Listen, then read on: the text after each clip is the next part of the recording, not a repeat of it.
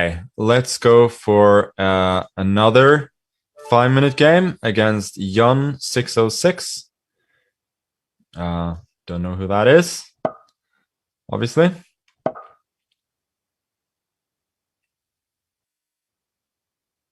So we're gonna go e5, e4, e5, and we're gonna go for the old Ruy Lopez. Trying to play relatively classical chess so far today, at the very least.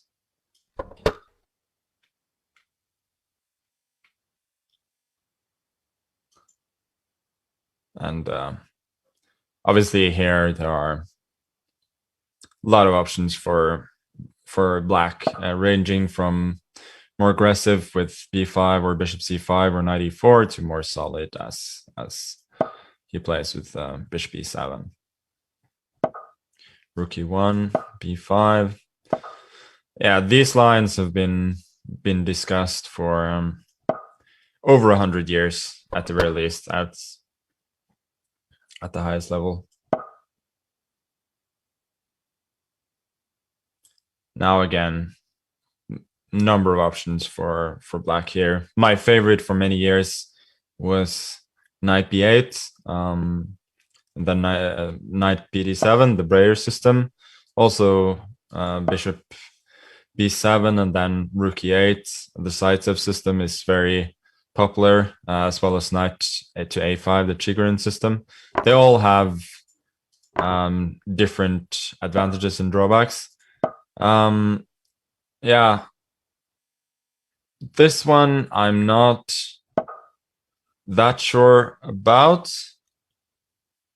With rook e8, there is a line where you go knight d7, but I think you usually wait for knight bd2, because here I get to develop the knight to c3, and I think that should be an advantage for me.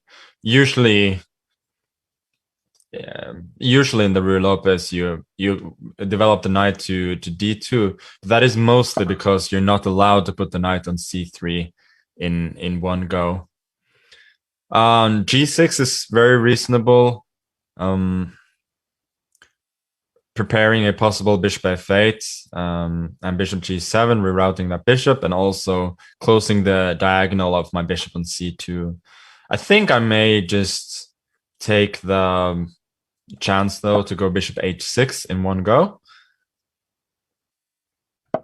And after bishop f8, I do feel as though the weakened dark squares may become a serious issue for him.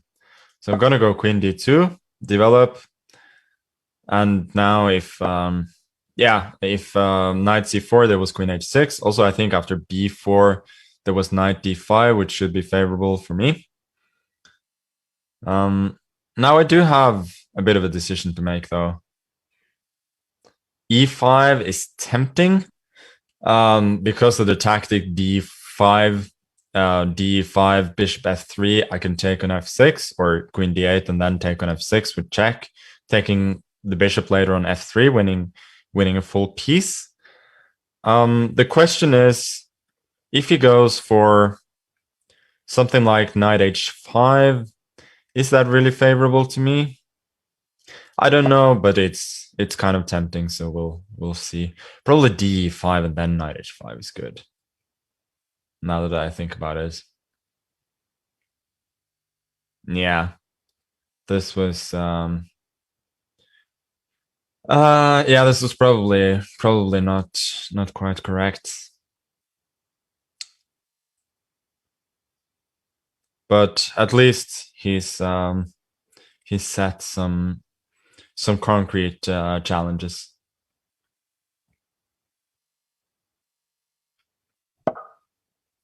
Wow, knight d5 is actually a very nice move. If, and this is a big if he sees the point. So knight d5 would look like it's just winning a piece because the knight on a5 is hanging. But he has this very nice intermediate move knight c4, attacking my queen. After which he'll take back the knight later on, and additionally, he will get a very nice outpost for the bishop on d5, as well as improving the knight on a5, which was on the edge. So I'm not really sure if that is favorable for me at all. I do have other options like b3 maybe, restricting the knight on a5, or also bishop to e4. I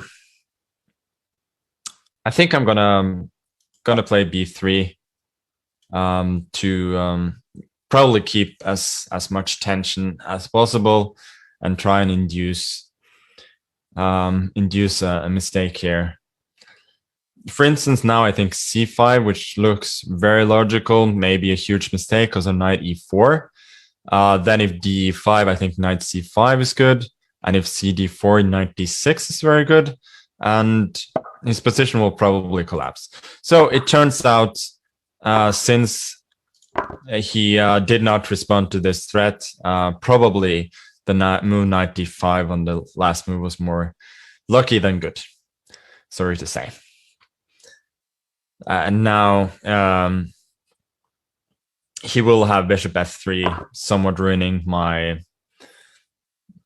king side, but it is nowhere near enough. And after knight e5, now I can meet queen g5 very comfortably with bishop e4, and there are just no chances for him. Bishop e6 is a decent move, but now bishop e4 is quite unpleasant.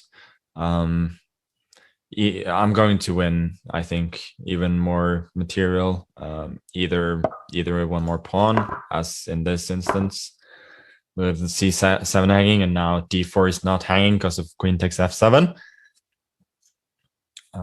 Or there were also in other lines, the pawn on a6 was hanging, for instance, if he moves his rook. And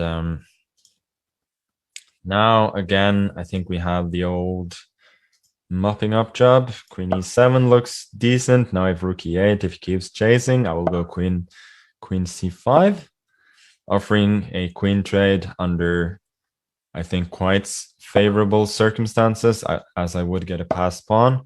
And after he moves his queen, I can just, yeah, queen d4 is probably even better. Knight c6 was also nice.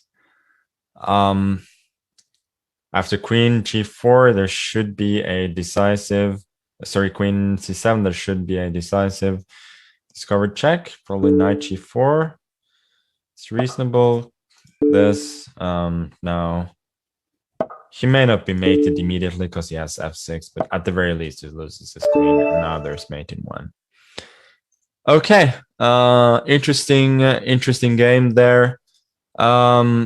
I think my opponent's play was reasonable there. It was just one tactic that was missed, which lost him the knight.